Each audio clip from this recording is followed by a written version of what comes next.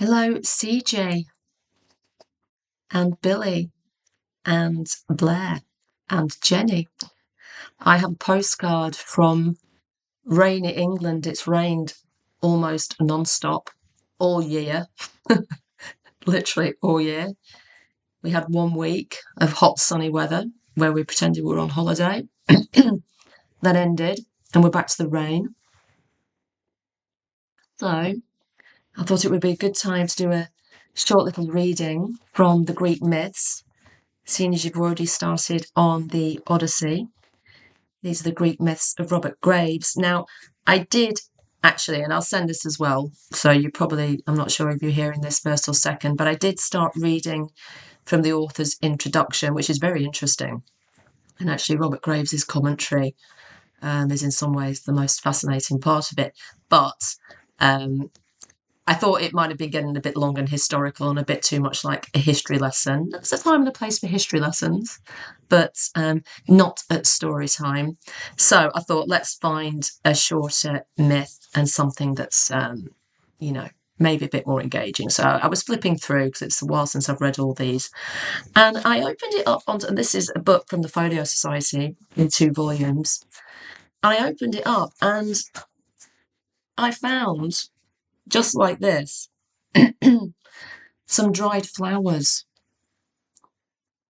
in the section on Orpheus. So I thought, well, it must be a sign. And we just had a ray of sun then, so that's definitely a sign. So it's only quite short, but this is a section called Sea, Sky and Underworld, Orpheus. Orpheus, son of the Thracian king Orgarus and the muse Calliope, was the most famous poet and musician who ever lived. Apollo presented him with the lyre, and the Muses taught him to use it, so that he not only enchanted wild beasts, but made the trees and rocks move from their places to follow the sound of his music. At Zone in Thrace, a number of ancient mountain oaks are still standing in the pattern of one of his dances, just as he left them.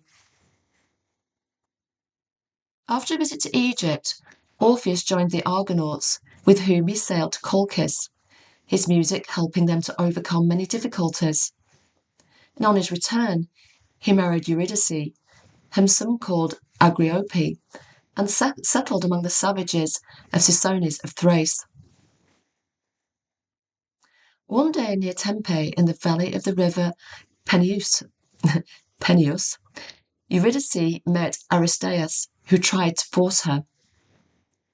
She trod on a serpent as she fled, and died of its bite. But Orpheus boldly descended into Tartarus, hoping to fetch her back. He used the passage which opens at Arnhem in Thesprotis, and on his arrival, not only charmed the ferryman Charon and the dog Cerberus, and the 3 judges of the dead with his plaintive music, but temporarily suspended the tortures of the damned, and so far soothed the savage heart of Hades that he won leave to restore Eurydice to the upper world. Hades made a single condition: that Orpheus should not look behind him until she was safely back under the light of the sun.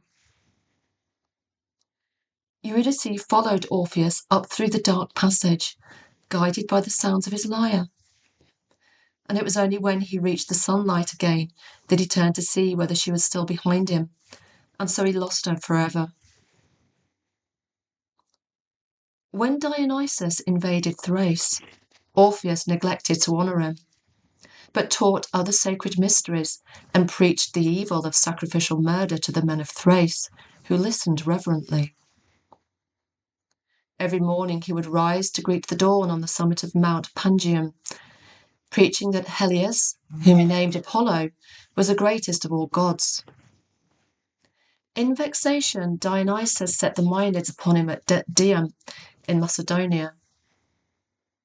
First waiting until their husbands had entered Apollo's temple, where Orpheus served as priests, they seized the weapons stacked outside, burst in, murdered their husbands, and tore Orpheus limb from limb. His head they threw into the river Hebrus, but it floated, still singing, down to the sea, and was carried to the island of Lesbos.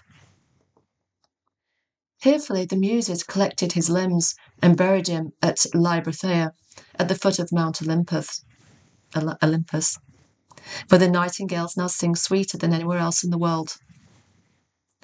The Maenads had attempted to cleanse themselves of Orpheus's blood in the river Helicorn, but the river god dived under the ground and disappeared for the space of nearly 4 miles, emerging with a different name, the Baphyra. Thus he avoided becoming an accessory to the murder. It is said that Orpheus had condemned the Maenads' promiscuity and preached homosexual love.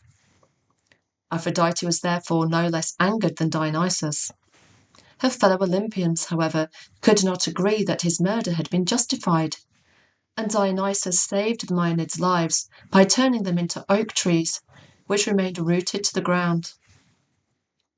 The Thracian men who had survived the massacre decided to tattoo their wives as a warning against the murder of priests, and the custom survives to this day. Tattooing wives.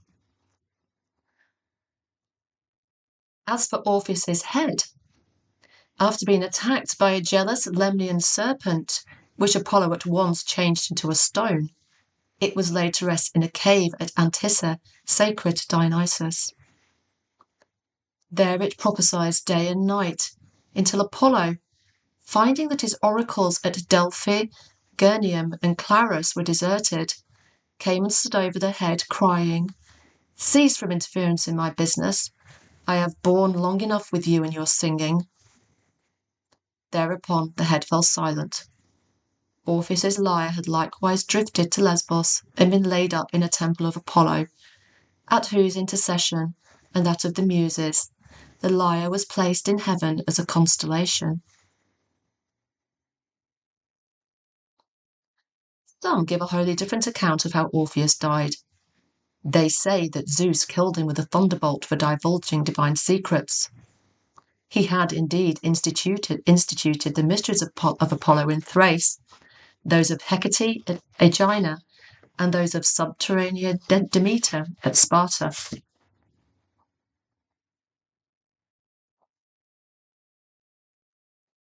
And that was a rather an abrupt ending, wasn't it? At Sparta. That was it. The end. Bye-bye.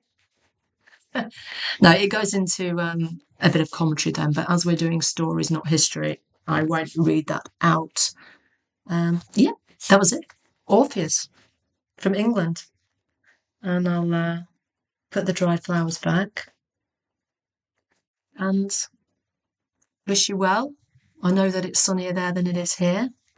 I hope you have a lovely weekend and speak soon. Bye-bye.